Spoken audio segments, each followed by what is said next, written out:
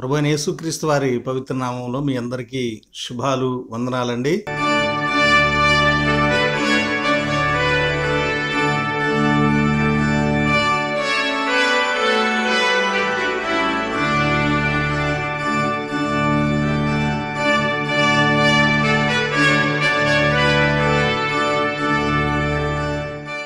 ఎపిఫానియా తరువాతి 4వ ఆదివారపు దేవుని వాక్యము ధ్యానించుటకై ప్రేమతో మిమ్మల్ని ఆహ్వానిస్తూ ఉన్నాను. ఈరోజు దేవుని వాక్యాన్ని ధ్యానించుటకై సిద్ధపడుచు మనమందరం తలలు వంచి ప్రార్థించుదాం. ప్రార్థన. మహాగణుడా, పరిశుద్ధుడా, సర్వాధిపతి, నీకు స్తోత్రములు. మీ కృపను బట్టి నాయన మాకు మరొకసారి మీ వాక్యాన్ని ధ్యానము చేసుకును ఇట్టి భాగ్యము దయచేసినందుకు మీకు వేలాది స్తోత్రములు. కనికరించి మీ వాక్యమును క్రమముగా ధ్యానించినట్లు మా అందరి హృదయాలోచనలను పరిశుద్ధాత్మ సహాయము వలన ఉత్తేజింపచేసి బలపరచుమని. యెహోవా మా ఆశ్రయదుర్గమా, నా విమోచకుడా, నా నోటి మాటలు మా అందరి హృదయ ధ్యానములు ఈ సమయమున మీ దృష్టికి అంగీకారములుగా అనుగ్రహించుమని యేసునామమున వేడుకొనుచున్నాము తండ్రి. ఆమెన్. మన తండ్రి అయిన దేవుని నుండి, ప్రభువైన యేసుక్రీస్తు నుండి కృపయు సమాధానం మీకు కలుగునుగాక. ఆమెన్. దేవుని వాక్యాన్ని చదువుదామండి. మత్తయి సువార్త 8వ అధ్యాయము 23 నుంచి 27వ వచనం వరకు ఏర్పాటు చేయబడింది. చదువుతున్నాను, గమనించండి. ఆయన దోణి ఎక్కినప్పుడు ఆయన శిష్యులు ఆయన వెంట వెళ్ళిరి. అంతటా సముద్రము మీద తుఫాను లేచినందున ఆ దోణె అలల చేత కప్పబడెను. అప్పుడు ఆయన నిద్రించుచుండగా వారు ఆయన యొద్దకు వచ్చి, ప్రభువా, నశించిపోవుచున్నాము, మమ్మను రక్షించుమని చెప్పి ఆయనను లేపిరి. అందుకైన అల్పవిశ్వాసులారా, ఎందుకు భయపడుచున్నారని వారితో చెప్పి లేచి గాలిని సముద్రమును గద్దింపగా మిక్కిలి నిమ్మళమాయెను. ఆ మనుష్యులు ఆశ్చర్యపడి, ఈయన ఎట్టివాడో, ఈయనకు గాలియు సముద్రమును లోబడుచున్నవని చెప్పుకొనిరి. పిల్లరా, దేవుని వాక్యాన్ని ధ్యానించక ముందు చరిత్రలో ఈ వారంలో ఉన్నటువంటి ఒక 3 విషయాలు మీకు తెలియచేస్తాను. అవేంటంటే, ఫిబ్రవరి 1వ తేదీ నిన్నటి రోజున ఇండియన్ కోస్ట్ గార్డ్ డే. మనకు ఆ మధ్యకాలంలో మన సముద్రం గస్తీ ఏర్పాటు చేశారు. ఆ గస్తీలో ఉన్నటువంటి ఉద్యోగస్తులందరికీ కూడా, ఆ దళమంతటికి కూడా మనందరి పక్షంగా శుభాలు తెలియచేస్తున్నాను. దేవుడు కూడా మనకు కాపరి ఉన్నాడు. వారు కూడా సముద్రంలో ఎంతో ప్రయాణం చేస్తుంటారు. దేవుడు వారిని కూడా కాపాడాలని ప్రార్థిస్తున్నాను. రెండవదిగా, ఈ 2వ తేదీ ఈరోజు వరల్డ్ వెట్లాండ్స్ డే, అంటే ప్రపంచ చిత్తడి నేలల దినోత్సవం. 1971వ సంవత్సరం నుంచి దీన్ని ఆచరించాలని మొదలుపెట్టారు, కానీ 1996 వరకు కూడా ప్రపంచం దీన్ని మర్చిపోయింది. 1996 తర్వాత మారుచున్నటువంటి వాతావరణ పరిస్థితులను చూచి అప్పుడు ప్రత్యేకంగా ఏర్పాటు చేశారు. గత సంవత్సరంలో చిత్తడి నేలల బాధ్యత మనది అనేటువంటిది, ఈ 2025వ సంవత్సరంలో ఈ పర్యావరణాన్ని కాపాడుకోవటంలో మనందరి బాధ్యత చిత్తడి నేలను కూడా సంరక్షించుట అని ఏర్పాటు చేశారు. అలాగే ఫిబ్రవరి 4వ తేదీ వరల్డ్ క్యాన్సర్ డే, ప్రపంచ క్యాన్సర్ దినోత్సవము. జాగ్రత్త, క్యాన్సర్ పొగ త్రాగుట మొదలైన వాటి వలన వస్తుందని తెలియచేస్తున్నారు. అంతేకాదు, మనం తినే ఆహార పదార్థాల వలన కూడా క్యాన్సర్ వస్తుందని తెలియచేయబడుతుంది. ప్లాస్టిక్ కవర్స్లో, ప్లాస్టిక్ బాక్సుల్లో, ప్లాస్టిక్ పదార్థాల్లో నిలవబెట్టి లేదా పార్సిల్ తెచ్చినటువంటి ఆహారం తినడం ద్వారా క్యాన్సర్ ఎక్కువగా అటాక్ అవుతుంది. కాబట్టి జాగ్రత్తగా ఉండాలని మిమ్మల్ని కోరుతున్నాను. అలాగే క్యాన్సర్ నుంచి మనలో ఎవరైనా ఒకవేళ దేవుని దయ వలన చక్కగా మంచి ఆరోగ్యం పొందిన వారు ఉంటే దేవుడు వారందరిని ఆశీర్వదించుగాక. ఈ మధ్యకాలంలో రష్యా వాళ్ళు ఒక అనౌన్స్మెంట్ చేశారు, క్యాన్సర్కి వ్యాక్సిన్ తీసుకొని వస్తున్నామని. అది కూడా త్వరగా రావాలని మనం అందరము ప్రార్థన చేద్దాం. ఇక సంఘ చరిత్రలో లిటర్జికల్గా ఈరోజు అంటే ఫిబ్రవరి 2వ తేదీ ప్రజెంటేషన్ ఆఫ్ లార్డ్, ప్రభు అయిన యేసుక్రీస్తు వారిని దేవాలయములో సమర్పించబడినటువంటి ఆ సందర్భాన్ని గురించి ఏర్పాటు చేయబడింది. ఎందుకంటే 33 లేక 40 రోజులకు స్త్రీ కుమారుని కన్నప్పుడు వచ్చి శుద్ధురాలవుతుంది. ఆ తర్వాత ఆ కుమారుణ్ణి దేవునికి సమర్పించి తొలిచూలు సంతానాన్ని తిరిగి మరలా వాళ్ళు విడిపించుకుంటారు. అలా చేయబడినటువంటి సందర్భాన్ని పురస్కరించుకొని మన క్రిస్మస్ నుంచి ఫిబ్రవరి 2వ తారీఖు వరకు ఖచ్చితంగా 40 రోజులు వస్తాయి. అందుకనే ఈ ఫిబ్రవరి 2వ తేదీన ఏర్పాటు చేశారు. దీని తర్వాత మనం రేపు వచ్చే ఆదివారం రూపాంతర ఆదివారం, ఆ తర్వాత ప్రీలెంట్, లెంట్. కాబట్టి ఇప్పటి నుంచే చాలా జాగ్రత్తగా సంఘ లిటర్జీని మనం అనుసరించడం మంచిదని మేము కోరుతున్నాను. ఈరోజు ఏర్పాటు చేయబడినటువంటి లేఖన భాగాలు ఎపిఫానియా తరువాతి 4వ ఆదివారము, సువార్త పాఠ్యభాగముగా మత్తయి సువార్త 8వ అధ్యాయము 23 నుంచి 27 వచనాలు మనం చదువుకున్నాం. అలాగే పత్రిక రోమా పత్రిక 13వ అధ్యాయం 8 నుంచి 10 వచనాలు ఏర్పాటు చేయబడతాయి.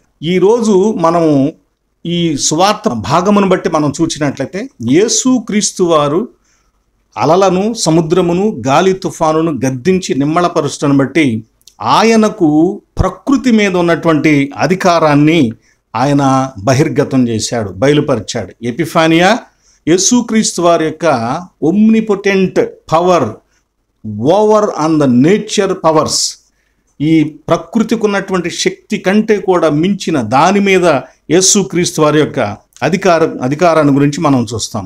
అలాగే లిటర్జికల్గా మనకి ఇంతకుముందు చెప్పుకున్నట్లుగా ఫిబ్రవరి 2వ తేదీ యేసుక్రీస్తు వారిని దేవాలయంలో సమర్పించట, దానికి సంబంధించిన విషయాలను కూడా మనం చూద్దాం. ఈ రెండింటిని ఎందుకంటే మనకు ఫీస్ట్ డేస్ కొన్ని ఉన్నాయి కదా, అంటే ఆదివారం కాక మిగిలిన రోజుల్లో వచ్చేటువంటి కొన్ని ప్రత్యేకమైన రోజులు, వాటిల్లో కొన్ని తప్పనిసరిగా ఆ దగ్గరలో వచ్చిన ఆదివారాన్ని అనుసరిస్తారు. అలాంటి వాటిలో ఒక ఫీస్ట్ డే ఏంటంటే ఈ యేసుక్రీస్తు వారిని దేవాలయంలో సమర్పించినటువంటిది. దీనిని అంతగా మనం పట్టించుకోము, ఎందుకంటే 1వ తేదీన జరిగిస్తూ ఉంటాం కాబట్టి కొంతవరకు దీనికి మనము వెసులుబాటును కలిగించుకుంటూ ఉంటాం. మొదటిగా మనం ధ్యానించేటువంటి విషయం ద ప్రజెంటేషన్ ఆఫ్ లార్డ్, యేసుక్రీస్తు వారిని దేవాలయంలో సమర్పించుట. లూకా సువార్త 2వ అధ్యాయము 22వ వచనం నుంచి 52వ వచనం వరకు యేసుక్రీస్తు వారి యొక్క సున్నతి కార్యక్రమము, మరియ తల్లి యొక్క ప్యూరిఫికేషన్, శుద్ధురాలు, అలాగే ప్రభువైన యేసుక్రీస్తు వారి నామకరణము, యేసుక్రీస్తు వారిని దేవాలయములో ఆయనను సమర్పించి విడిపించడం. ఎందుకంటే తొలిచూలు సంతానమును అలా సమర్పించి విడిపించాలి కాబట్టి ఈ కార్యక్రమాలన్నీ అక్కడ జరిగినాయి. ఇంకా మరొక ముఖ్యమైన కార్యక్రమం ఏం జరిగిందంటే ఆయనకు 12 ఏళ్ళు వచ్చినప్పుడు పస్కా పండుగకు వారు వెళ్ళారు. అక్కడ ఆయన దేవాలయంలో పండితులతో, అక్కడున్న నాయకులతో, వాళ్ళందరితో కూడా కూర్చొని అనేక ప్రశ్నలు వేస్తూ ఉన్నాడు, వివరణలు ఇస్తూ ఉన్నాడు. ఆయన ప్రజ్ఞకు 12 సంవత్సరాలు ఆయన ప్రజ్ఞకు వాళ్ళందరూ కూడా చాలా విస్తుపోతూ ఉన్నారు. ఇక్కడ మనం కొన్ని విషయాలు చూద్దాం. అసలు యూదుని యొక్క జీవితంలో మతపరమైనటువంటి పుట్టిన దగ్గర నుంచి ఉన్న సంగతులు ఏమేమి ఉన్నాయో కొంచెం పరిశీలన చేద్దాం. ఏమండి, వీటిని పరిశీలన చేద్దాం. నెంబర్ 1, మ్యాజోల్టోవ్ అని చెప్పేసి అంటారు. మ్యాజోల్టోవ్ హీబ్రూ భాషలో ఈ మాటకు అర్థం ఏంటంటే గుడ్ లక్ లేదా కంగ్రాచులేషన్స్ అనేటువంటి అర్థం. అవును, ఒక బిడ్డ పుట్టినప్పుడు ఆ తండ్రికి, తల్లికి చుట్టుపక్కల ఉన్నవారు, బంధువులు శుభాకాంక్షలు తెలియచేస్తూ ఉంటారు. ఇది యూదులలో పురాతన కాలం నుంచి కూడా వస్తున్నటువంటి పద్ధతి. అంటే ఒక బిడ్డ, ఒక వ్యక్తి వారి సమాజంలోకి రావటాన్ని బట్టి వాళ్ళెంతో సంతోషిస్తూ ఉంటారు. కనుక దీన్ని మాజల్ టోవ్ అనేటువంటి నామకరణంతో ఖచ్చితంగా విశేషంగా వారికి శుభాలు తెలియజేస్తారు. మీకు గుర్తుందా, మనం క్రిస్మస్లో చదువుకుంటాం, గొర్రెల కాపరుల దగ్గరికి వెళ్ళి దేవదూతలు మీకు కుమారుడు పుట్టాడని విషెస్ తెలియజేసినాయి. ఆ గొర్రెల కాపర్లు పొత్తిగుడ్డలతో తొట్టిలో ఉన్న యేసుక్రీస్తు వారి దగ్గరికి వచ్చి అక్కడ తల్లిదండ్రులకు విషెస్ చెప్పారు, జరిగినవన్నీ మాట్లాడి వారిని అభినందించి సంతోషంగా తిరిగి వెళ్ళారు. యేసుక్రీస్తు వారి జీవితంలో ఈ పాత నిబంధన కాలంలో జరుగుతున్న విషయాలు చాలా వరకు నెరవేర్చబడ్డాయి. రెండవది పైడియోన్ హ్యాబెన్ అనేటువంటి మరొక విషయం జరుగుతుంది. అదేంటంటే redemption of the first born son, అంటే మొదటగా పుట్టినటువంటి కుమారుని దేవునికి సమర్పించాలి. ఎందుకంటే నిర్గమాకాండంలో, సంఖ్యాకాండంలో, లేవియాకాండంలో కూడా తండ్రి అయిన దేవుడు తెలియజేసినట్లు మొదటి సంతానము, ప్రథమ సంతానము నాది.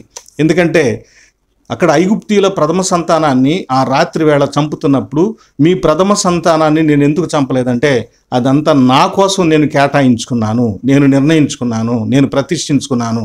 కనుక మీకు పుట్టే ప్రతి తొలిచూలు సంతానం కూడా నాదే, ప్రతి తొలిచూలు కుమారుడు నాకు ప్రతిష్ఠింపబడాలి అని తెలియజేశాడు. కనుక దీనికి యూదుల తల్లిదండ్రులు ఏం చేస్తారంటే ఆ కుమారుడిని ఒక రబ్బీని పిలిచి లేదా రబ్బీ దగ్గరికి తీసుకుని వెళ్ళి, అంటే 30 రోజులు వచ్చినప్పుడు ఆ సమయంలో ఏం చేస్తారంటే 5 వెండి నాణేలు వాళ్ళకిచ్చి తిరిగి మరలా దేవుని సన్నిధిలో నుంచి తమ బిడ్డను, ప్రతిష్ఠించబడిన బిడ్డను తిరిగి విడిపించుకొని తీసుకుని వెళ్తారు.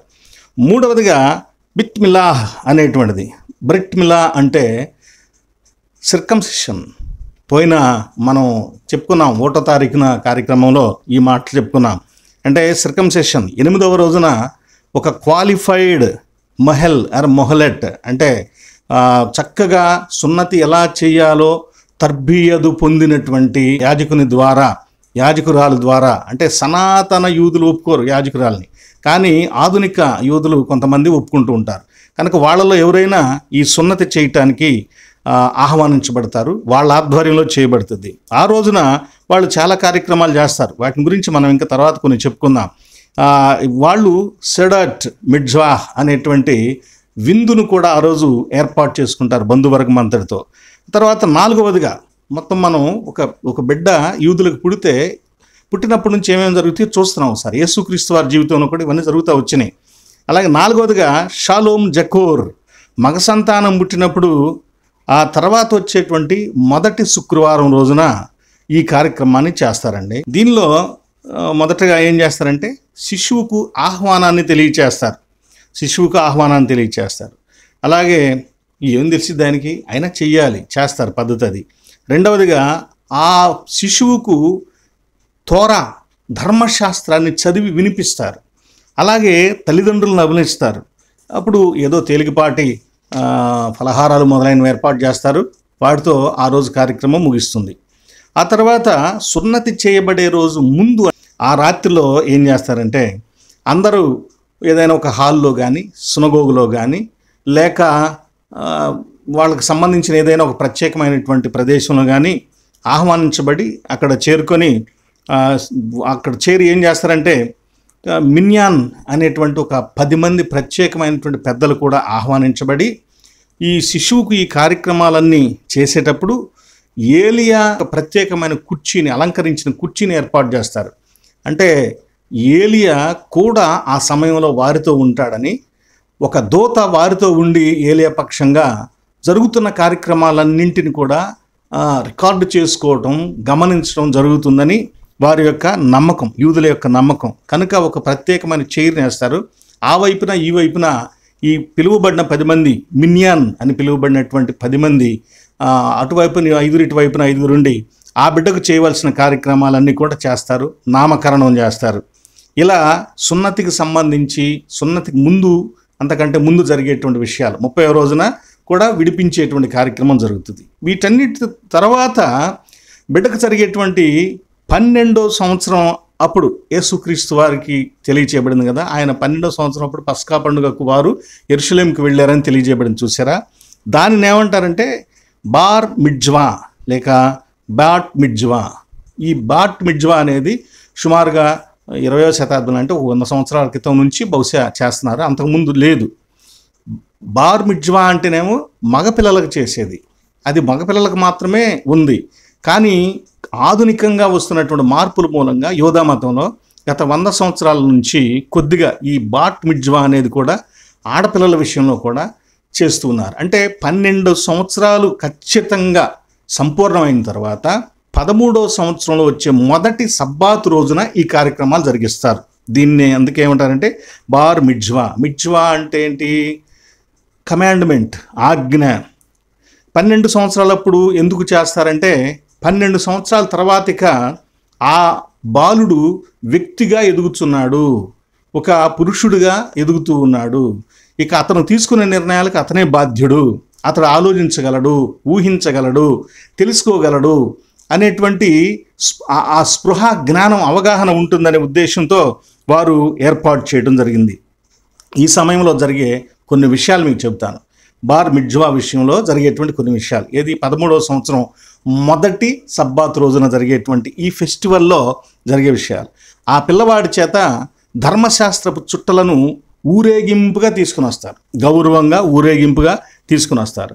ఆ తర్వాత టాలిట్ అంటే షాల్ ఆఫ్ ప్రేయర్, ప్రార్థన చేయటానికి పైన వేసుకునేటువంటి షాల్ కప్పి ఆ పిల్లవాడికి ఈ టెఫిలిన్ అనేటువంటి 2 ఆ పిల్లవాడికి కట్టడం జరుగుతుంది. ఈ టెఫిలిన్ అనే రెండింటిని ఏంటంటే ఒకటేమో చేతికి కడతారు, ఇంకోటేమో తల మీద కడతారు. తల మీద పైన ఆల్రెడీ ఒకటి కిప్ప అనేటువంటి చిన్న టోపు ఉంటుంది. కిప్ప అనే మాటకు అర్థం ఏంటంటే డోమ్ అని అర్థం. డోమ్, పైన డోమ్ ఉంటుంది చూసారా ఏదైనా కట్టడానికి, ఆ డోమ్ అని అర్థం. టెఫిలిన్ బాక్సులు 2 ఉంటాయి. వీటిని ఎలా పిల్లవాడికి ధరింప చేస్తారంటే,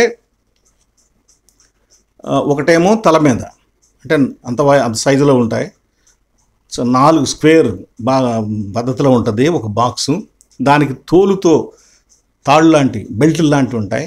దానిని ఇక్కడ పెట్టి తల మీద వెనక్కి కడతారు. అలాగే రెండవది ఎడమ చేతి వైపున మనం ఈ బీపీ చూడటానికి కడతాం చూసారా కరెక్ట్గా చెస్ట్ తిన్నగా, అలాగూ ఇక్కడ చెస్ట్ తిన్నగా మరొక బాక్స్ని పెట్టి దానికి ఉన్నటువంటి ఈ తోలు వారుతో దాన్ని చుట్టి, ఆ తర్వాత ఇక్కడ నుంచి ఇక్కడ వరకు 7 రౌండ్లు వేస్తారు. ఖచ్చితంగా 7 రౌండ్లు వేస్తారు. 7 రౌండ్లు వేసేసరికి అది ఇక్కడికి వస్తుంది, అరిచేతి దగ్గరకు వస్తుంది. ఈ 7 రౌండ్లు ఎందుకు వేస్తారంటే 7 రోజులకు గుర్తుగా 7 రౌండ్లు వేస్తారు. ఆ తర్వాత వాళ్ళు చేసేటువంటి పని ఏంటంటే, దానిని ఇక్కడ నుంచి 2 రౌండ్లు మళ్ళీ ఇక్కడ తిప్పి తీసుకుని వెళ్ళి ఈ మధ్య వేలుకు చుట్టి మరలా తీసుకుని వచ్చి చేతిలో ముడి వేస్తారు. ఇలా దాన్ని ఏర్పాటు చేస్తారు. ఇది ఆ పిల్లవాడు తన జీవితకాలం అంతట్లో కూడా ధర్మశాస్త్రాన్ని చదవటానికి గుర్తుగా ఒక ప్రత్యేకమైనటువంటి గౌరవంగా దానిని ఏర్పాటు చేయటం జరుగుతుంది. చేతికి కట్టేదాన్నేమో టెఫిలిన్ షెల్ యార్డ్ అంటారు. అలా తల మీద కట్టేదాన్నేమో టెఫిలిన్ షెల్ రోష్ అనేటువంటి పేరుతో పిలుస్తారు. వీటిల్లో ఏముంటుందంటే, వీటిలో 4 కాగితపు చుట్టలు ఉంటాయి. ఈ 4 కాగితపు చుట్టల్లో ఏముంటుంది? మొదటిది ది షమా. ద్వితీయోపదేశకాండం 6వ అధ్యాయం 4 నుంచి 9 వరకు, ఓ ఇశ్రాయేలు విను, నీ దేవుడైన యెహోవా అద్వితీయుడు యెహోవా అని దేవుని గురించి చెప్పబడినటువంటి ఆ అద్వితీయత ఉన్నత గుణ లక్షణాన్ని గురించి రాసినటువంటి పేపర్ను మడతలు పెట్టి జాగ్రత్తగా, ఈ రెండిట్లో 2 ఉంటాయి. అలాగే రెండవదిగా ఇంకొక భాగం ఏముంటుందంటే విహయా అని చెప్పేసి అంటారు. ఇది ద్వితీయోపదేశకాండం 11వ అధ్యాయం 13 నుంచి 21 వరకు ఉన్నటువంటి భాగాన్ని ప్రింట్ చేసి దాన్ని మడతపెట్టి ఈ బాక్స్లోను చేతి దగ్గర కట్టే బాక్స్లో కూడా ఉంచుతారు. నేను చెప్పే ఈ 4 రకాలు 2 బాక్సులో ఉంటాయండి. ఈ రెండవది ఏంటది? విహయా అంటే తోరాను, దేవుని ధర్మశాస్త్రాన్ని అనుసరిస్తే ఏమేమి మేలులు కలుగుతాయో, అనుసరించకపోతే ఏ కీడులు కలుగుతాయో తెలియచేస్తూ ద్వితీయోపదేశకాండంలో ఏర్పాటు చేయబడినటువంటి లేఖన భాగం 11 నుంచి 13 నుంచి 21 వరకు. అలాగే మూడవది ఏముంటుందంటే కాదేశ్, నిర్గమాకాండం 13వ అధ్యాయము 1 నుంచి 10 వరకు. దీన్ని జకోర్ అని కూడా మనం చెప్పుకోవచ్చు. అంటే జ్ఞాపకం. దేవుడు ఎలా ఐగుప్తు బానిసత్వం నుంచి విడిపించాడో దానిని జ్ఞాపకం ఉంచుకోవాలి. ఆ జ్ఞాపకాన్ని తెలియచేయటం కోసమే దీనిని, ఈ కాగితాన్ని కూడా చుట్టబెట్టి ఈ టెఫిలిన్లో ఉంచుతారు. అలాగే మరొకటి 4వది ఏముంటుందంటే నిర్గమాకాండం 13వ అధ్యాయంలోనే 11 నుంచి 16 వరకు ఉన్నటువంటి మరొక భాగం. అక్కడేముంది? ప్రతి యూదుడు తాను అనుసరిస్తున్న దేవుని గురించి, సాంప్రదాయాన్ని గురించి తన బిడ్డలకు, తన తర్వాత జనరేషన్ కూడా ఖచ్చితంగా నేర్పాలి. ఈ విషయం కూడా ఇక్కడ వ్రాయబడి ఉంటుంది. ఇలా ఈ టెఫిలిన్ అనేటువంటి దానిలో ఉంటుంది. ఇది మొదట కిప్పో అంతకుముందే ఉంటుంది, ఏర్పాటు చేస్తారు, అలవాటు చేస్తారు. ఆ తర్వాత టెల్లిట్ అనేటువంటి షాల్వా వేస్తారు. ఆ తర్వాత టెఫిలిన్ అనేటువంటి 2 బాక్సులను కడతారు. ఆ తర్వాత ఆ బిడ్డకి ఏం చేస్తారంటే 5వదిగా దేవుని పేరును ఎలా పలుకకూడదో చెప్తారు. దేవుని పేరును ఎలా వ్రాయకూడదో చెప్తారు. మనము GOD గాడ్ అని రాస్తాం, కానీ యూదులు GOD గాడ్ అని రాయరు. G-D అని పెడతారు, మధ్యలో ఓ రాయరు వాళ్ళు. అలాగే YHHH, యోద్ హే వావ్ హే అనేటువంటి అక్షరాలు ఉన్నాయి కదా, యాహ్వే అంటాం మనం. ఆ అక్షరాలను పలకటం కానీ వ్రాయటం కానీ యూదులు చెయ్యరు.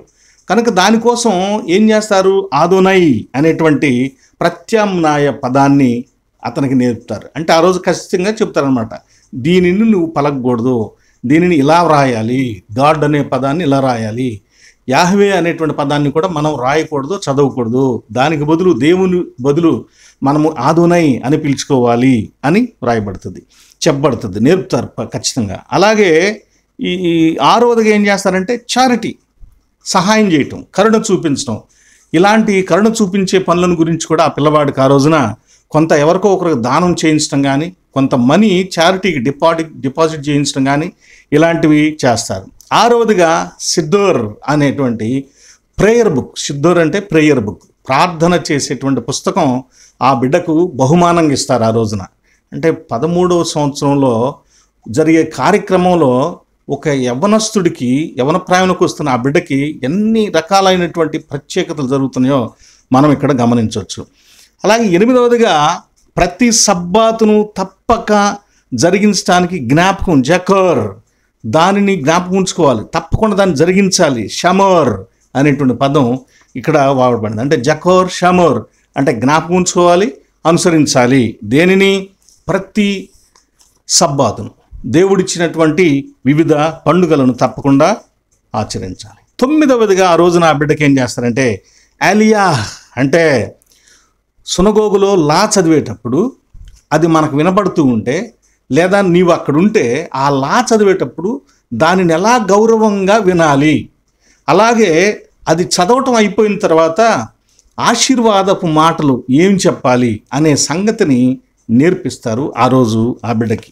10వదిగా ఒలే అనేటువంటిది కూడా జరిగిస్తారు. అంటే ఆ వారంలో వచ్చేటువంటి తోరా పోర్షన్, యేసుక్రీస్తు వారు కూడా నజరేతులో ఆయన మందిరంలోకి వెళ్ళినప్పుడు, సమాజ మందిరంలోకి లూకాసు వార్త 4వ అధ్యాయంలో ఆయన వాక్యం చదవటానికి నిలబడినప్పుడు గ్రంథపు చుట్టు తీసినప్పుడు ఆయనకి ఏమొచ్చింది?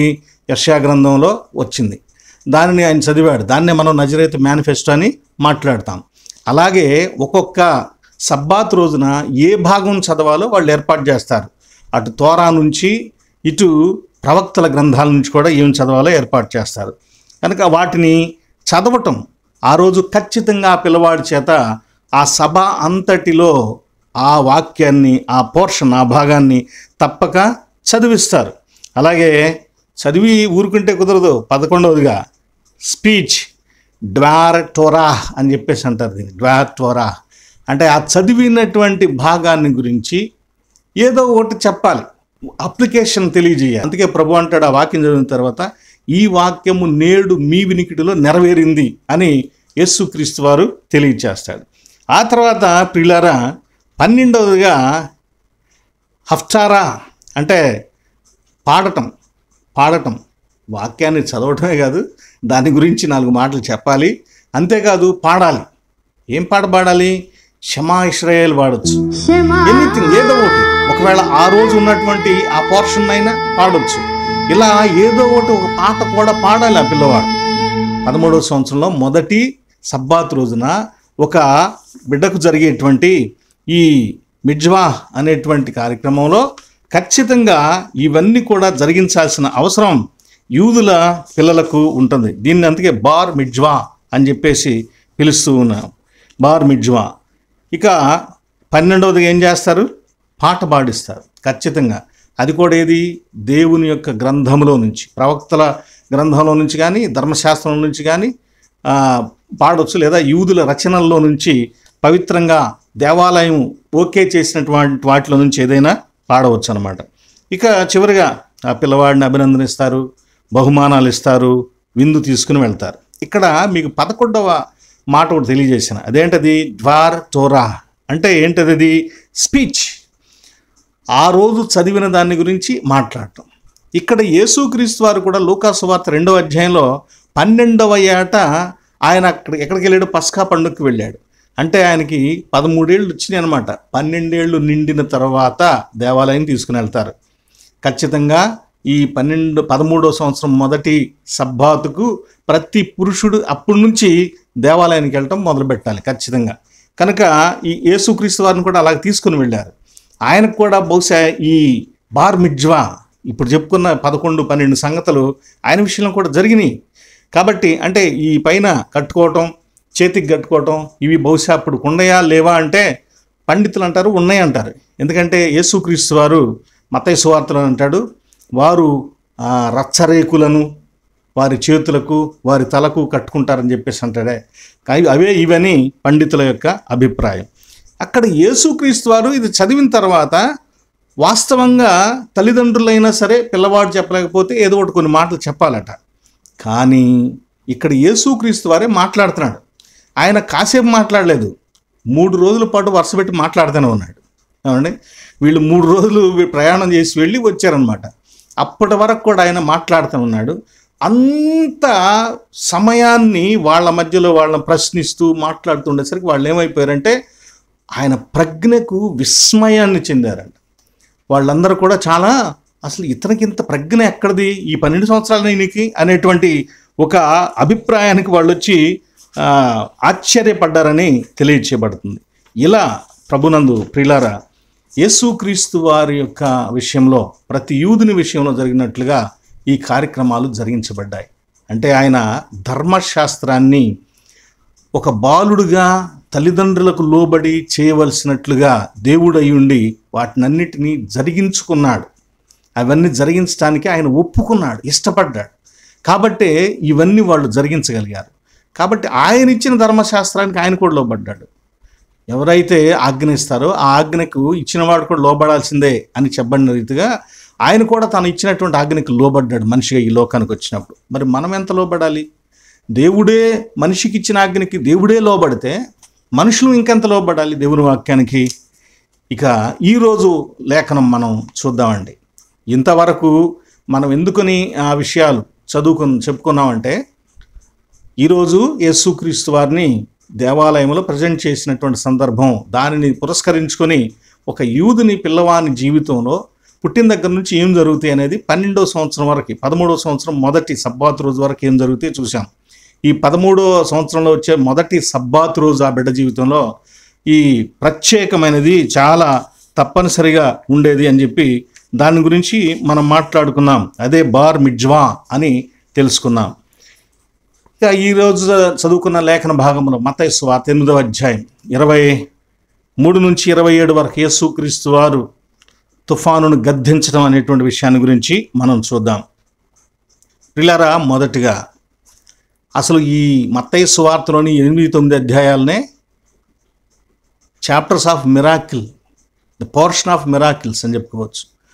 యేసుక్రీస్తు వారి యొక్క అద్భుతాలను గురించి వ్రాయబడినటువంటి భాగం ఇది. మత్తయి 13వ అధ్యాయంలోనేమో అన్ని ఉపమానాలు రాస్తాడు. ఇలా ఏర్చి కూర్చి చక్కగా ఆయన గురించి ఒక్కొక్క విషయాన్ని బలంగా ఎలివేట్ చేస్తూ ఉంటాడు, బయలుపరుస్తూ ఉంటాడు. కనుక ఈరోజు ఈ ఎపిఫానియా కాలంలో తగినట్లుగా, అందుకే మన యొక్క పండితులు కూడా క్రైస్తవ సంఘంలో ఇలాంటి క్రీస్తు యొక్క దైవత్వాన్ని, ఆయన శక్తిని బయలుపరిచేటువంటి పాఠములను బైబిల్లో నుంచి ఏర్పాటు చేశారు.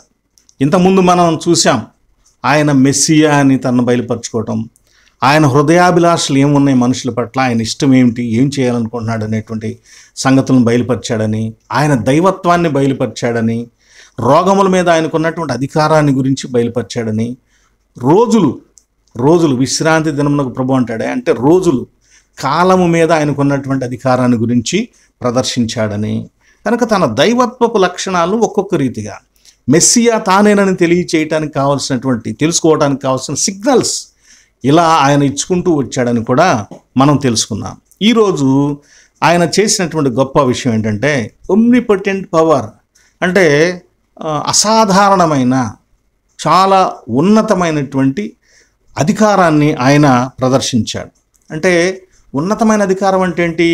రాజుల మీద, ప్రజలలో, సమాజంలో ఉండే అధికారాలు వేరు, మనుషుల మీద ఉండేటువంటి అధికారాలు వేరు. కానీ ప్రకృతి మీద మనిషికి ఉండేటువంటి అధికారం, ప్రకృతి మీద మనిషి, మనము భూమిని దున్ని పండిస్తాం, అది మనకున్నటువంటి అధికారం. మనం కష్టపడి పనిచేసి ఆయన ఇచ్చాడు ఆర్డర్, అది నువ్వు దాన్ని దున్ని పండించుకొని తింటావని చెప్పేసి. కనుక దాన్ని మనం చేస్తాం, అది కూడా ఒక అద్భుతమే. వ్యవసాయం చేయటం ఒక అద్భుతం.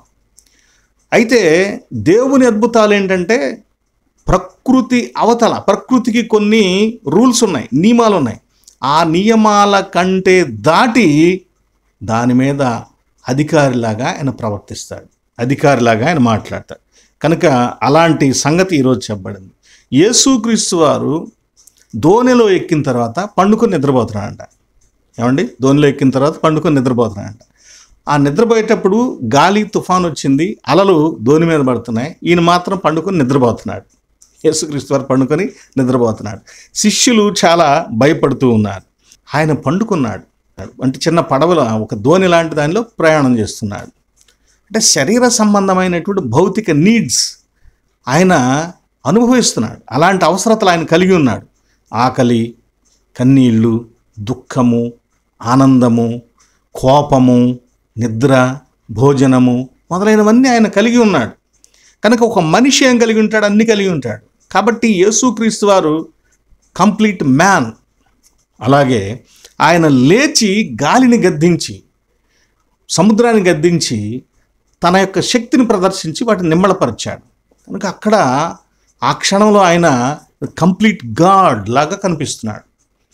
కాబట్టి యేసుక్రీస్తు వారిలో సంపూర్ణ మానవత్వము, దైవత్వము ఈ మిరాకిల్లో మనకు కనబడుతుంది. దీన్ని ఏమంటారంటే హైపోస్టాటిక్ యూనియన్.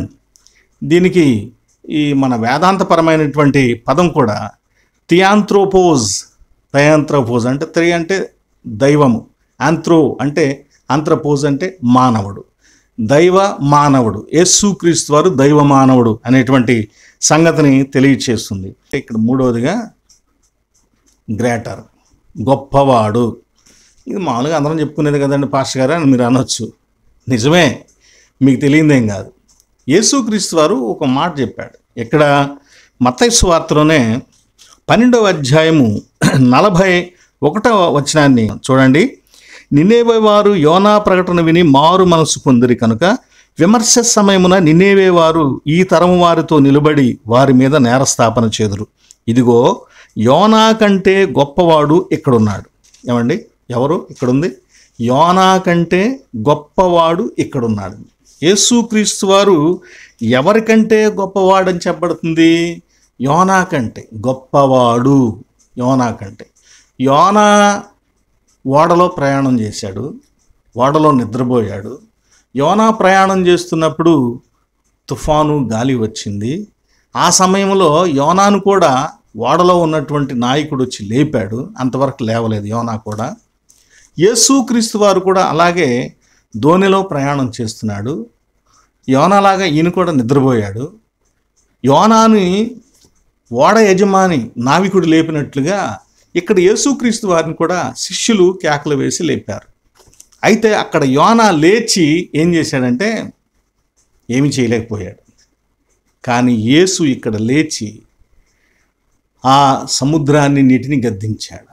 అక్కడ యోనా తనను తాను బలి అర్పించుకోవటానికి, తనను తాను ఇది నా గురించే వచ్చింది కాబట్టి మీరేం చేస్తారంటే నన్ను ఎత్తి దానిలో పడేయండి అని చెప్పేసి అన్నారు. చీట్లు వేసినప్పుడు ఆయన చీటి వచ్చింది. అంటే పరిస్థితులకు అనుకూలంగా తనను మార్చుకున్నాడు. యోనా అక్కడున్న పరిస్థితులకు అనుకూలంగా తనను మార్చుకున్నాడు. ఆ ఓడెక్కేటప్పుడు పరిస్థితికి వ్యతిరేకంగా బయలుదేరాడు, కానీ తర్వాత మార్చుకోవాల్సి వచ్చింది.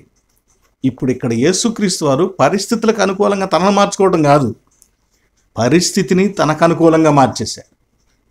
తన శిష్యులకు అనుకూలంగా ఉన్న ఆ పరిస్థితి అంతటిని కూడా ఆయన మార్చివేశాడు. కనుకే దానిని ఈ సువార్త రాస్తున్నటువంటి మత్తయి చూశాడు. కనుక మత్తయి, యోహాను, లూకా కూడా ఈ ముగ్గురు దీని గురించి రాశారు. కాబట్టి మత్తయి దాన్ని రాస్తూ ఉన్నాడు. యోహాను కూడా దీన్ని చూచాడు. దీనికి సాక్షులు వీళ్ళు. పిల్లారా, యోనా కంటే గొప్పవాడినని మీకు తెలియదా అని యేసుక్రీస్తు వారు అందుకే తర్వాత ఆ 12వ అధ్యాయంలో మాట్లాడిన సంగతిని చాలా స్పష్టంగా మత్తయి సువార్తికుడు రాశాడు. దోణిలో జరిగిన సంఘటన, అక్కడ యోనా ఓడలో జరిగిన సంఘటన మత్తయి సువార్తికుడికి బాగా తెలుసు కనుక అలా వ్రాయటం జరిగింది. 4వదిగా ఇక్కడ కొంతమంది కేకలు వేశారంట. ఎవరు కేకలు వేశారు? 8వ అధ్యాయంలో అసలు ఆ దోణిలో ఎవరున్నారు? 23వ వచనంలో ఆయన దోణి ఎక్కినప్పుడు ఆయన శిష్యులు ఆయన వెంట వెళ్ళిరి, వాళ్ళ గురించి రాశాడు. ఇప్పుడు యేసు ప్రభువు వారు నిద్రపోతున్నాడు. ఆ తర్వాత గాలి తుఫాను వచ్చింది, నీళ్లు కొడతా ఉన్నాయి. అప్పుడు వారు 25వ వచనంలో వారు ఆయన వద్దకు వచ్చి ప్రభువా నశించిపోవచ్చున్నామని రక్షించుమని చెప్పి లేపిరి. అంటే ఎవరు లేపారు? ఎవరు బాధపడ్డారు? ఎవరు కేకలు వేశారు? ఎవరు భయపడ్డారు అని అంటే శిష్యులు. కానీ ఇక్కడ ఒక చిన్న విషయం దాగి ఉంది. అదేమిటంటే శిష్యులు కాదు, శిష్యులతో పాటు ఇంకా చాలామంది ఉన్నారు. ఎక్కడున్నారు వాళ్ళు? మార్కు సువార్తలో ఆ మాట మనకు తిరుగుతుంది. మార్కు సువార్తలో ఇదే సంఘటనని 4వ అధ్యాయం 36వ వచనంలో మార్కు చెప్పాడండి. 4వ అధ్యాయము 36వ వచనంలో అక్కడ, ఆ దినమే సాయంకాలమైనప్పుడు ఆయన అద్దరికి పోవుదమని వారితో చెప్పగా వారు జనులను పంపివేసి ఆయనను ఉన్నపాటున చిన్న దోణిలో తీసుకుని పోయేది. ఆయన వెంబడి మరికొన్ని దోణెలు వచ్చెను. చూసారా, ఆయన వెంబడి మరికొన్ని దోణెలు వచ్చెను. యేసుక్రీస్తు వారు వెళుతున్న దోణితో పాటు ఇంకా వేరే ప్రజలు కూడా దోణిలు వేసుకుని వస్తూ ఉన్నారు. కనుక ఎప్పుడైతే గాలి తుఫాను రేగిందో వాళ్ళు కేకలు పెడుతూ ఉన్నారు, వాళ్ళు భయపడుతున్నారు. ఆ భయంతో శిష్యులు కూడా యేసుక్రీస్తు వారిని లేపి భయపడటం, వారి బాధను తెలియచేయటం జరిగింది. ప్రియులారా, ఈ సమయంలో సముద్రము వారిని భయపెట్టింది. సముద్రము, భూమి మొదలైనవి అలంకారిక భాషలో ప్రజాబాహుళ్యానికి తెలియచేశారు బైబిల్ గ్రంథంలో. ఇక్కడ ఒరిజినల్గా అక్షరార్థరీతిగా కూడా యథార్థమే, సముద్రమే. కానీ సముద్రాన్ని అలంకారికంగా కూడా బైబిల్లో చెప్పినప్పుడు దానిని ప్రజా సమూహానికి, ఒక జనానికి, ఒక దేశానికి, ఒక రాజ్యానికి మొదలైన వాటికి కూడా సాదృశ్యంగా చెప్పాడు. అలాగే యెషయా గ్రంథం 57వ అధ్యాయం 20వ వచనంలో, భక్తిహీనులు కదులుచున్న సముద్రము వంటి వారు బురదను వెళ్ళగక్కుతూ ఉంటారు, పైకి తీసుకుని వస్తూ ఉంటారని తెలియచేయబడుతుంది. జాగ్రత్త ప్రియ స్నేహితులారా, ప్రభువు వెళుతూ ఉంటే ప్రకృతి ఆయనకి ఎంతో సహకరించాల్సింది పోయి ప్రకృతి ఆయన మీద కోపం పెట్టుకున్నట్లుగా, ఆయనకి వ్యతిరేకంగా ప్రవర్తిస్తున్నట్లుగా మనకి ఇక్కడ కనిపిస్తూ ఉంది. అయితే ప్రకృతి ఆయనకి వ్యతిరేకంగా ప్రవర్తిస్తుందా? ప్రకృతి ఆయనకి అంత వ్యతిరేకంగా ప్రవర్తించేటువంటి శక్తి ప్రకృతికి ఉందా అని మనం చూస్తే లేదు, ప్రకృతికి అంత అవకాశం లేదు. ఇక్కడ మరొక విషయాన్ని చెప్తాను. కీర్తన 148 9వ వచనంలో అగ్ని, వడగండ్లు, ఆవిరి అని చెబుతూ ఆయన ఆజ్ఞను నెరవేర్చు తుఫాను అంటాడు. తుఫాను, నువ్వు ఆయన ఆజ్ఞను నెరవేరుస్తావు అని అంటాడు. తుఫానును పుట్టించే వాళ్ళు ఎవరు అసలు? తుఫానుని యోనా గ్రంథంలో 1వ అధ్యాయం 4వ వచనం ఏముంటుంది? ఆయన సముద్రము మీద గాలిని పుట్టించగా, విపరీతమైన గాలిని పంపించగా తుఫాను రేగింది అని తెలియచేయబడింది. అలాగే ఆ గాలితోనే ఆయన సముద్రాన్ని చీల్చివేశాడు. ఎక్కడ? ఎర్ర సముద్రాన్ని. ఇశ్రాయేలీయులు తిరిగి వస్తున్నప్పుడు 107వ సంకీర్తన 25వ వచనంలో కూడా ఆయన ఆజ్ఞనీయగా తుఫాను పుట్టెను అని చెప్పబడింది. అంటే ఈ ప్రకృతిలో ఉన్నటువంటి కొన్ని విషయాలు దేవునికి వ్యతిరేకంగా ఏమీ పనిచేయట్లేదు, దేవుని ఆజ్ఞకి లోబడే శిరసావహించే పనిచేస్తున్నాయి. అదే కీర్తనలో 29వ వచనంలో ఆయనను తుఫానును ఆపివేసెను అని కూడా తెలియజేయబడింది. కాబట్టి ప్రియ సహోదరి సహోదరులారా, మనము తుఫాన్ అంటే సార్ సియారా అనేటువంటి గ్రీకు మాట, హర్రికేన్ అంటే గింగిరాలు తిరిగేటువంటి గాలి అని అర్థం. గలిలయ సముద్రం మధ్యధరా సముద్రం కంటే కూడా చాలా లోతు కిందకు ఉంటుంది. సుమారుగా ఒక 60 అడుగుల పైన ఎంతో లోతులో ఉంటుంది. దానికి పై ఎత్తులో కొండలు, చుట్టూ కొండలు ఉన్నాయి. పై ఎత్తులో కొంచెం ముందుగా హెర్మోను పర్వతం కూడా ఉంటుంది. ఇక్కడ నుంచి ఏర్పడేటువంటి చల్లగాలులు, ఆ వాతావరణం, ఆ కొండల మధ్య అన్ఎక్స్పెక్టెడ్గా తుఫాన్లు వస్తూ ఉంటాయి. అన్ఎక్స్పెక్టెడ్గా తుఫాన్లు రేగుతూ ఉంటాయి. ఎప్పుడు వస్తుందో ఎప్పుడు పోతుందో తెలియనట్లుగా తుఫాన్లు వస్తాయి అన్నమాట. కనుక గలిలయ అనే పేరు కూడా అందుకే ఆ సముద్రానికి రావటం జరిగింది. ప్రకృతి ఆయనకు వ్యతిరేకంగా ప్రవర్తించడం కాదు, ఆయనకు లోబడే ప్రవర్తిస్తుంది. అంటే ఇప్పుడు ఆయన నిద్రపోతూ ఉంటే వచ్చినటువంటి తుఫాను కూడా ఏంటన్నమాట? ఆయనకు లోబడే వచ్చింది. ఆయనకు భయపడుతూనే ఆ తుఫాను వచ్చింది. ఆయన శరీరరీతిగా నిద్రపోతున్నాడు కానీ కునుకడు, నిద్రపోడు అని చెప్పబడినటువంటి దేవుడు. ఆయన శరీరం నిద్రపోతుందేం కానీ ఆయనలో ఉన్న దేవుడు నిద్రపోడు. ఆయన నిద్రపోయేటువంటి దేవుడు కానే కాదు. ఈ తుఫానును దేవుడు, ఈ ప్రకృతిని దేవుడు 2 రీతులుగా ఉపయోగించుకున్నాడు. Number 1, destructive weapon. ఏదైనా నాశనం చేయడానికి కావాల్సినటువంటి ఆయుధంలాగా ఆయన ఈ ప్రకృతిని వాడుకున్నాడు. ప్రకృతిని వాడుకుని ఐగుప్తు సైన్యాన్ని సముద్రంలో ముంచివేశాడు. జలప్రళయం ద్వారా నోవహు కాలంలో పాపపు లోకమంతటిని కూడా తీర్పు తీర్చాడు, నాశనం చేశాడు. అగ్ని గంధకముల ద్వారా సొదొమ గొమొర్రాలను నాశనం చేశాడు. ఇలా ప్రకృతిని తన సాధనంగా ఆయన వాడుకుంటూ ఉన్నాడు. అలాగే ప్రకృతిని ఒక ప్రొటెక్టివ్ మీన్స్, కాపుదలకు సాధనంగా కూడా ఆయన, ఒక పాత్రగా కూడా ఆయన వాడుకుంటూ ఉన్నాడు. ఇశ్రాయేలీలను ఐగుప్తీయుల నుంచి కాపాడటానికి అదే నీళ్లను, అదే సముద్రాన్ని, అదే గాలిని ఆయన ఉపయోగించుకున్నాడు. గిద్యోను సమయంలో సూర్యుడా చంద్రుడా గిబియోన్లో అయ్యాలోన్లో ఆగిపోండి అనంటే టైం ఆగిపోయింది. టైం అనేటువంటి ఒక గొప్ప ప్రకృతి శక్తి ఎవడూ ఆపలేంది దేవుడు ఆపివేశాడు. అలాగే ప్రిలారా, ఆయన పుట్టినప్పుడు నక్షత్రం బోధ చెప్పింది, కొంతమంది మనుషులను నడిపించింది ఆయన దగ్గరికి. ఆయన మరణించినప్పుడు భూకంపం, చీకటి గాఢాంధకారం, ప్రకృతి ఆయనతో కలిసి ఎలా ఉందో, ఎలా నడుస్తూ ఉందో, దేవుని పనులలో ప్రకృతి ఎలా భాగం పంచుకుంటుందో మనం వీటిలో చూడొచ్చు. అలాగే ఆయన పునరుద్ధానము లేచినప్పుడు ఎమ్మాయి మార్గంలో వెళుతూ ఉంటే పొద్దుగుపోతా ఉందంట, వచ్చే ఊరి దగ్గరికి వచ్చేసిందంట.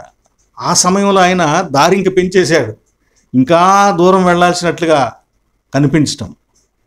ఆయన అద్భుతాలు, ఆయన మహత్కార్యాలు ఈ ప్రకృతిలో, ప్రకృతి ద్వారా, ప్రకృతి మీద ఆయన అధికారం, ఆయన పెత్తనం, ఆయనకున్నటువంటి శక్తి మనం వీటి ద్వారా చూడొచ్చండి. పౌలు శీల చెరసాలలో ఉన్నప్పుడు పాటలు పాడుతూ ప్రార్థించినప్పుడు ఏమైంది? చెరసాల బద్దలైపోయింది. 5 రొట్టెలు 2 చిన్న చేపలు ఏమైనాయి? ఒక 6 నెలలు పంట పండాల్సినటువంటి గోధుమలు పిండి వంట చేయాల్సినటువంటి వంటకం, ఈ పనులన్నీ కూడా ఆన్ ద స్పాట్లో జరిగిపోతూ ఉన్నాయి. గాలిలో జరిగిపోయినాయా, ఎక్కడ జరిగిపోయినా మనకు తెలియదు. తీసే కొందిన రొట్టెలు వస్తూనే ఉన్నాయి, పంచుతూనే ఉన్నారు. 12 గంపలు మిగిలినాయి. ఇచ్చిన దానికంటే ఇంకా చాలా ఎక్కువగా మిగలటం జరిగింది. సుమారుగా కొన్ని లక్షల మంది ప్రజలకు ఆహారమును ఆకాశము నుంచి ఆయన అనుగ్రహించాడు. ఆకాశములో ఆహారాన్ని పండించాడు అనుకుందాం మనం, మన భాషలో చెప్పుకుంటే.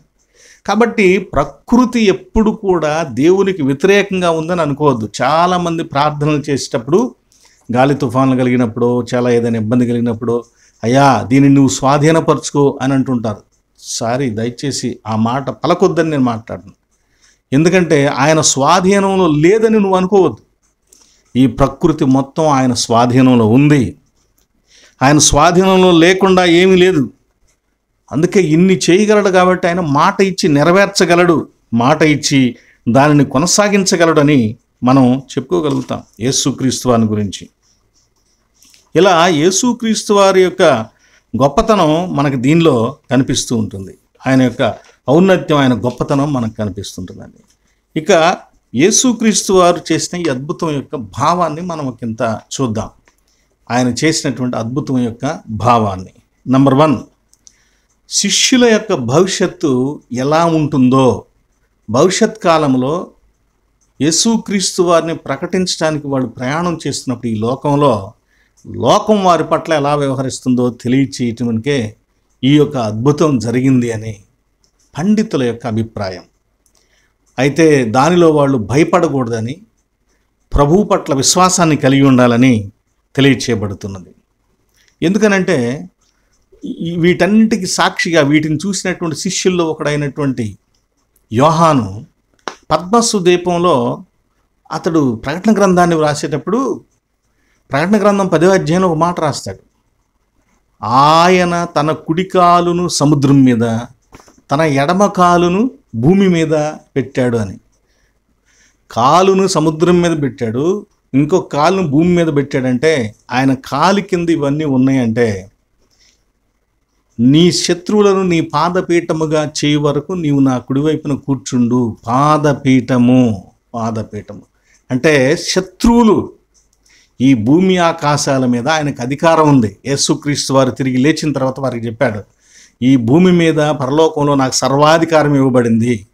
ఆయన సర్వాధికారాన్ని అలంకారిక భాషలో చెబుతూ సముద్రం మీద ఒక కాలు, కుడి కాలు, ఎడమ కాలేమో భూమి మీద పెట్టాడని తెలియచేస్తున్నాడు. ఎందుకంటే ఈయనకి తెలుసు, ఈ యోహానుకు బాగా తెలుసు, ఎక్కడ సముద్రంలో జరిగినటువంటి గొప్ప గొప్ప అద్భుతాలు చూశాడు కాబట్టి ఆ అధికారాన్ని చక్కగా అలంకారిక భాషలో తెలియచేస్తూ ఉన్నాడు. రెండవదిగా సంఘం యొక్క భవిష్యత్తు కూడా అలాంటిదే.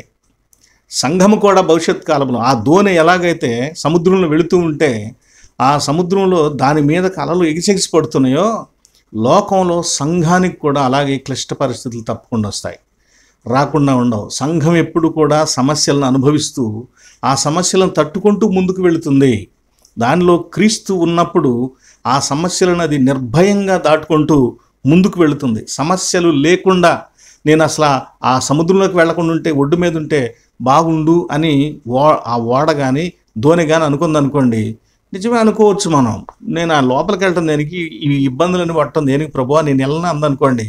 అసలు దోణిని చేసింది ఎందుకు? దోణిని తయారు చేసేది ఎందుకు? ఒడ్డును ఉంచడానికా? సముద్రంలో వెళ్ళటానికి. సంఘాన్ని యేసుక్రీస్తు వారు ఎందుకు కట్టాడు? ఎందుకు దాన్ని ఎస్టాబ్లిష్ చేశాడు? ఈ లోకంలో కష్ట సమయాలను, విపత్తులను, ఇబ్బందులను, ప్రమాదాలను ఎదుర్కొంటూనే ముందుకు వెళ్ళాలి. క్రీస్తుతో కలిసి ముందుకు వెళ్ళాల్సిన అవసరం ఉందని తెలియచేస్తుంది. మూడవదిగా పర్సనల్గా, వ్యక్తిత్వం. మనం వ్యక్తులంగా ఒక్కొక్కరమే శ్రమ కలిగినప్పుడు ఏం చేయాలి? శిష్యుల వలె ప్రార్థన చేయాలి. శిష్యులు ఎలాగైతే ప్రభువు దగ్గరికి ప్రార్థన, మీలో ఎవరికైనాను రోగము కలిగినన్నా ప్రార్థన చేయండి. నా బాధలో, నా వేదనలో నేను మౌనంగా ఉండలేదు, నేను రాత్రి పగలు కూడా కన్నీళ్లు కారుస్తూ నీకు ప్రార్థన చేశానని భక్తుడు దావీదు పాట పాడతాడు కదా. కాబట్టి మనం శ్రమలో, శోధనలో అలా ప్రార్థించేటువంటి వారిగా ఉండాలి. రెండవదిగా వ్యక్తిగతంగా ఇంకొక విషయం ఏంటంటే, యేసుక్రీస్తు వారు ఎలాగైతే శ్రమలను, ఆ గాలి తుఫాను ఎదిరించాడో, శ్రమలలో మనం కూడా ఎదిరించి నిలబడాలి, ధైర్యం కలిగి నిలబడాలి. ఒక సూక్తి ఉంటుంది, పోరాట ఉద్యమాలు చేసేవాళ్ళు రాస్తారు. అదేంటంటే, పోరాడితే పోయేదేముంది, సంఖ్యళ్ళు బానిసత్వం తప్ప అని అంటారు. కనుక పోరాడండి అనేటువంటి దానిని వాళ్ళు ప్రమోట్ చేస్తూ ఉంటారు. అలాగే ఇక్కడ ప్రభువు కూడా అదే మనకు తెలియచేస్తున్నాడు. పోరాటం, క్రైస్తవ జీవితం ఒక పోరాటం, క్రైస్తవ జీవితం ఒక విప్లవ శంకారావం, క్రైస్తవ జీవితం ఒక నూతన ఉజ్జీవ ఉద్యమం. కాబట్టి ఈ నూతన ఉద్యమంలో, ఈ ప్రయాణంలో, ఈ లోకంలో, చావుతో ఉన్నటువంటి లోకంలో ఆ చావు మన మీద ఎంతో ఎదురు తిరుగుతూ ఉంటుంది. విపరీతమైనటువంటి వ్యతిరేకతను మన మీద కనపరుస్తూ ఉంటుంది. అయినా విశ్వాసమైనటువంటి మనము దానికి భయపడకుండా ముందుకు వెళ్ళవలసిన వారమై ఉంటూ ఉన్నాం. మంచి నావికుడు, నాలుగవదిగా ఇక్కడ మంచి నావికుడు ఏం చేస్తాడంటే, కష్టములో, సమస్యలో తన యొక్క ధైర్యాన్ని, స్థైర్యాన్ని ప్రదర్శించగలుగుతాడు, అలా ఉండగలుగుతాడు. ఎందువల్ల? అతనికి ఉన్నటువంటి ధైర్యం, అతనికి ఉన్నటువంటి విశ్వాసం, అతనికి ఉన్నటువంటి నమ్మకం అలాంటిది. కనుక అతడు భయపడి బెంబేలెత్తిపోడు. భయపడి బెంబేలెత్తిపోతే ఏం చేయలేరు, భయపడేవాడు ఏం చేయలేడు. అందుకే పిరికివారు పరలోక రాజ్యానికి అర్హులు కాదు అని ప్రభువు చెప్పాడు. కష్టము, సమస్యల్లో సాతానుడు, తోటివారు, ఇరుగు పొరుగువారు, సమాజము, ప్రభుత్వము, అనేకులు క్రైస్తవుడా, సంఘమా, నీ మీద దాడి చేస్తారు. భయంకరమైనటువంటి తుఫాను వంటి తట్టుకోలేని పరిస్థితులు వస్తాయి. ధైర్యంగా ఉండు. ప్రభు అన్నాడు, అల్ప విశ్వాసులారా ఎందుకు మీరు భయపడుతున్నారు అన్నాడు. చచ్చిపోతారని భయపడుతున్నారా? చచ్చిపోండిరా, బతికిస్తాను నేను అంటున్నాడు. చచ్చిపోతామని భయపడుతున్నారా? చావుకు భయపడుతున్నారా? అంటే మీరు నా మీద నమ్మకం లేదా? మిమ్మల్ని బ్రతికించగలననే నమ్మకం లేదా? ఎందుకు మీరు భయపడుతున్నారు అని ప్రభు తెలియచేస్తున్నాడు. దాన్ని విమర్శించే వాళ్ళు చాలామంది ఉన్నారు. మొదట ఒక బిడ్డ చనిపోయినప్పుడు ప్రభు వెళ్ళి ఆ ఇంటికి వెళ్ళి తలి తక్కువ అని లేవనెత్తాడు. ఆ చిన్న బిడ్డ లేచినప్పుడు బహుశా విమర్శించుంటాను, ఏదో కాసేపు చచ్చిపోయినట్టుగా పడిపోయింది, ఈయనేదో మాయలు మర్మాలు చేసి లేపాడు అని చెప్పేసి అని అనుకుని ఉంటారు. ఆ తర్వాత చనిపోయిన వెంటనే కాదు, పాడి మోసుకుని వెళ్ళేటప్పుడు నాయీను గ్రామంలో విధవరాలు కుమారుడిని లేపాడు, పాడిని ముట్టి లేపాడు. బహుశా దాన్ని కూడా విమర్శిస్తారు, అదేంటి పాడి మీద కూడా లేస్తారని. ఈ మధ్య బెంగళూరులో అనుకుంటా. ఒక అతన్ని సమాధి తీసుకుని వెళ్తుంటే పైన అక్కడున్న స్పీడ్ బ్రేకర్కి ఆ వాహనం బలంగా స్పీడ్ బ్రేకర్ దగ్గర కదిలేసరికి గతుకులు వచ్చేసరికి లేచి కూర్చున్నాడు. కనుక అట్లాగే లేచి కూర్చుంటారని చెప్పేసి అంటారు. విమర్శించేవాడు ఎట్లాగైనా విమర్శిస్తాడు. అందుకని ప్రభు ఏం చేశాడంటే చనిపోయిన 4 రోజుల తర్వాత మూడవదిగా లాజరును లేపాడు. ఇంట్లో చనిపోయినప్పుడు లేపితే అది పెద్ద గొప్ప కాదు, ఏదో కొంచెంసేపు అలా ప్రాణం ఆగిపోయినట్టు, గుండె ఆగిపోయినట్టు మళ్ళీ కదిలి ఉంటుంది అని అన్నారు. పాడిని పట్టుకుని లేపితే అదేముంది 3 రోజుల వరకు బతికే ఉంటారు కదా అని చెప్పేసి మాట్లాడాడు. మూడవదిగా అందుకే సమాధిలో కుళ్ళిపోయిన శవాన్ని లేపాడు. దాన్ని కూడా విమర్శించవచ్చు. దాన్ని బట్టి కూడా ఆయన చంపాలనుకున్నారు, లాజరును కూడా చంపాలనుకుంటున్నారు. ఇప్పుడు ప్రభు అంటున్నాడు, ఎందుకు భయపడుతున్నారు మీరు? చచ్చిపోండి, మట్టిలో మట్టి అయిపోండి. మీ ఎముకలు, మీ కండరాలు, మీ సమస్తం కూడా మట్టి అయిపోయి అసలు ఇక్కడ ఒక మనిషిని పాతి పెట్టారా అని కూడా తెలియని 100,000 సంవత్సరాలు అయిపోయిన తర్వాత నేను మరలా వచ్చి మిమ్మల్ని లేపుతానన్నాడు. దట్ ఈజ్ ప్రపంచ పునరుద్ధానము. భయపడాలా? అంటే క్రైస్తవుని చావు జీవముతో తిరిగి లేవటానికి జరిగేటువంటి ఒక సంఘటన మాత్రమే, కానీ అది ఒక అంతము కాదు. కాబట్టి క్రైస్తవులమైన మనం దాన్ని గుర్తించాల్సిన అవసరమై ఉన్నాం. ఐదవదిగా యేసుక్రీస్తు వారు గాలులు నీళ్లు ఎగిరెగిరి పడుతున్నా ఇంకా ఆయన పండుకునే ఉన్నాడు. ఇందాక చెప్పినట్టుగా అక్కడ చనిపోతే అట్లా అన్నారు, ఇక్కడ చనిపోతే అట్లాగే ఏదో కొంచెం అంటే గాలులు కొద్దిగా అట్లా కదిలినప్పుడు లేచి ఆగిపో అంటే దానికి పెద్ద హృదయాలలో ముద్రపడదు, గుర్తింపడదు. ఈ భయంకరమైన పరిస్థితి వస్తే కానీ అది వచ్చే వరకు ఆయన అట్లున్నాడు. అంటే ఆయన శక్తి యొక్క ఔన్నత్యం, గొప్పతనం ఏదో తెలియాలంటే అది కూడా అలాగే గొప్పగా ఉండాలి. ఆయన లేచి ఏం చేశాడంట? గద్దించాడంట. లేచి గద్దించాడు. హెచ్చీడెడ్ అనేటువంటి మాట అక్కడ ఉంటుంది. దీనికి అర్థం ఏంటంటే చివాట్లు పెట్టాడు అని అర్థం. చివాట్లు పెట్టాడు, గద్దించాడు, ఇంకా త్రోసివేసినట్లుగా. దీనికి తెలుగులో ఆ అరబిక్లో వచ్చేటువంటి ఒక పదానికి మనం అర్థం చూస్తే ఏమని ఉంటుందంటే గాలికి సముద్రానికి ప్రాణ సంకట స్థితి కల్పించాడంట. ప్రాణ సంకట పరిస్థితి కల్పించాడట.